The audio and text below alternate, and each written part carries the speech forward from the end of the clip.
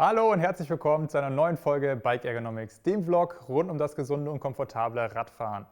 Wir zeigen euch heute, wie ihr euer Triathlonrad perfekt auf euch einstellt. Was es dabei zu beachten gibt und warum sich die Fittingbox Road Expert dafür besonders gut eignet, das erklären wir euch heute.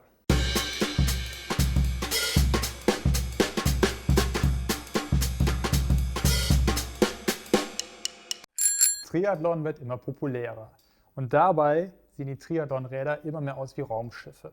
Kim, hallo und herzlich willkommen. Hallo Jan-Philipp, hallo zusammen. Sag mal, wie sieht das denn aus? Kann ich diese Hightech-Fahrräder überhaupt noch selbst einstellen?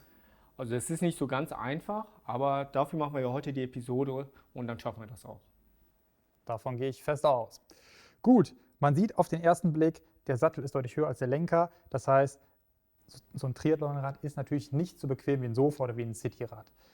Kann ich das trotzdem einstellen also bequem einstellen und wie kann ich das machen? Du sagst es schon, also es ist jetzt nicht wirklich so bequem wie ein Shopper, aber man kann natürlich, wenn man jetzt auch gerade lange Distanzen damit macht, ein Ironman zum Beispiel 180 Kilometer, dann will man und muss man auch ein bisschen Komfort haben, ansonsten wird das eine lange unbequeme Geschichte und das geht am Ende auch auf die Leistung und auf die Geschwindigkeit. Von daher ist es wichtig, auch auf den Komfort zu achten. Gut, wie stelle ich dann das Fahrrad so ein, dass ich halt sowohl komfortabel als auch leistungseffizient drauf sitze? Ja, wir haben, am besten nutzt man dazu ein Tool. Ja, ich habe die Fittingbox mitgebracht. Der Jan-Philipp hat das Handbuch in der Hand. Und daneben gibt es noch einige Tools, wie zum Beispiel das Längen- und Längenband, eine Wasserwaage und einige Schablonen. Und da ist auch ein Poster dabei, da wird in einer Zusammenfassung schon oder wird schon zusammengefasst, welche Schritte nötig sind, um dann zu einem guten Ergebnis zu kommen. Hier sind jetzt 5 drauf, dann sind auch die weiteren Schritte sind dann in der Fittingbox beschrieben. Genau, 2 Stück, das heißt, wir haben insgesamt 7 Schritte. Ja, richtig. Ja, ich würde sagen, wir fangen direkt bei Nummer 1 an. Richtig, steigen ein. Sag mir jetzt das Plakat hier Sattelhöhe. Wie stelle ich die ein? Ja, dazu brauchen wir die Sattelschablone. Ich habe die jetzt an der kurzen Stelle geknickt, weil es ein kurzer Sattel ist. Lege die drauf, dass die vorne schön anliegt. Und dann messe ich hier von der Mitte des Tretlagers bis zur Oberkante.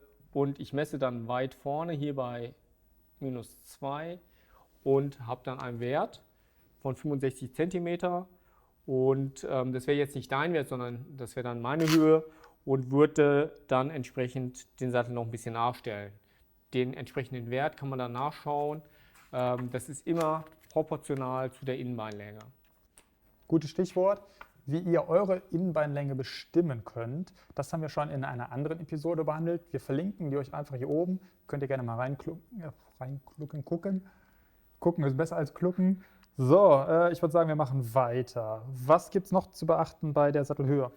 Also man sitzt ja sehr, sehr weit vorne auf dem Sattel, also mehr so hier auf der Sattelnase.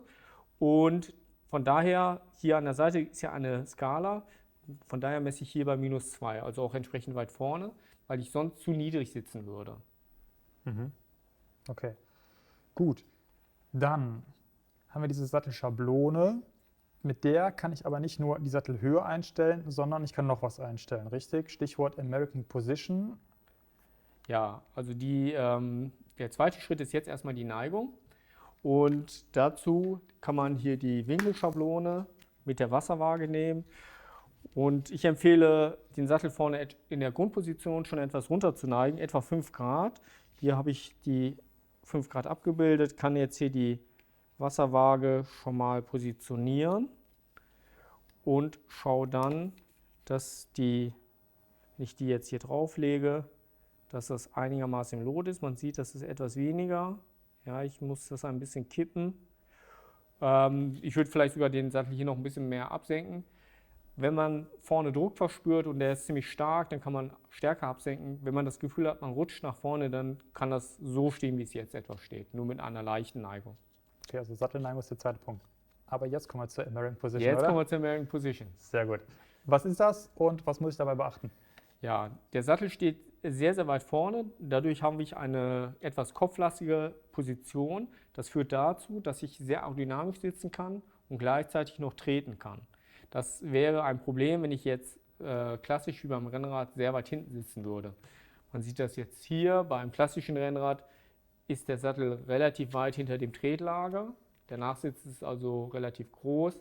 Bei der American Position, man sieht das hier an der Zeichnung, läuft es etwa durch das Tretlager oder sogar leicht davor. Das können wir gerade auch mal ausprobieren.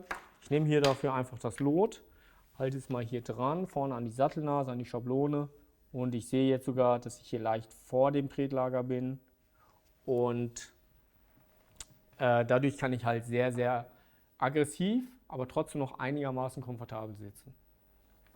Ich springe es mal gerade. Schritt Nummer 3 war jetzt die horizontale Sattelverstellung. Schritt Nummer 4 ist dann der Lenker-Sattelabstand. Ja, wenn du dich drauflegen würdest und mach dich mal ganz flach. Das mal. Du musst ja irgendwie an den Lenker kommen. Klar, bei diesem Rad jetzt kein Problem, das ist für dich ja auch zu klein. Man sieht auch, der Abstand ist jetzt hier schon relativ klein und eng. Aber dieser Abstand steht auch wieder entsprechend der Körpergröße oder auch der Rumpflänge und der Armlänge entsprechend. Haben wir Empfehlungen in der Fittingbox mit entsprechenden Werten. Braucht man also nur sich selber ausmessen. Körpergröße weiß man meistens und dann kann man den entsprechenden Wert als Basiswert nehmen. Weißt du was? Das ist eigentlich ganz bequem. Ich glaube, ich bleibe bis zum Ende der Folge hier. Ja, kannst du gerne machen. Aber wenn du mal bremsen musst, dann hast du ein Problem, oder? Ja, stimmt. Bei den starken Gefällen hier, das ist manchmal ein bisschen rasant. Ich lasse das lieber. Ja, das ist ja die eine Position, hier auf der Extension-Position, die Hauptposition auch, die Aero-Position. Auf den Basebars muss man natürlich bremsen oder in Kurven oder wenn man vielleicht berghoch fährt oder in der Abfahrt, dann würde man auf die Basebar greifen. Diese Werte, Position kann man auch entsprechend anpassen. Dafür muss man dann aber entweder hier die Spacer ändern oder auch die Vorbaulänge. Bei dem Rad geht das sogar noch, aber wenn ihr ein voll integriertes Rad habt, es gibt mittlerweile High-End-Räder, die sozusagen vorne ein voll integriertes Cockpit haben, da ist das dann entsprechend schwierig. Da würde ich euch empfehlen, geht zum Fachhändler und beratet euch mal mit dem. Ja, jetzt hast du schon gesagt, die Basebar kann man einstellen über 2 Bauteile. Die Extensions, die kann ich auch noch einstellen. Ja, die Länge kann man bei diesem Modell hier, dann kann man hier losdrehen, dann kann man hier die Länge verschieben. Und es gibt natürlich auch noch andere Möglichkeiten, zum Beispiel die Höhe zu verändern oder auch die Breite von den Pads. Ja. Da hast du jetzt quasi schon Schritt 5 und 6 zusammengefasst. Schritt 5 die Lenkerhöhe und Schritt 6 die Länge der Extensions. Ja, für die Lenkerhöhe habe ich mal hier diese Spacer mitgebracht. Die kann man dann hier drunter montieren und man sieht schon, dadurch kommt dann dieser Lenker viel, viel höher. Ja, zumindest einige Zentimeter, kommt darauf an, wie viel Spacer ihr verwendet. Und damit könnt ihr etwas bequemer auf dem Rad sitzen. Es verschlechtert zwar etwas die Aerodynamik, allerdings ja, geht der Komfort da auch vor. Und die Einstellung nimmt man dann hier unter den Pads vor, ne? Ja, sehr gut. Die Schrauben so ein bisschen. Du hast die Schrauben entdeckt. Also oft sind die unter den Polstern versteckt. Die kann man dann abziehen und dann die Schrauben dort lösen. Und die kann man entsprechend nicht besser einsetzen.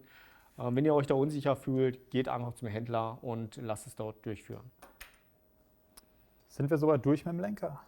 Ja, ein Punkt ist noch ganz wichtig und zwar, man möchte natürlich sehr auch dynamisch sein. Ich drehe das Rad mal nach vorne.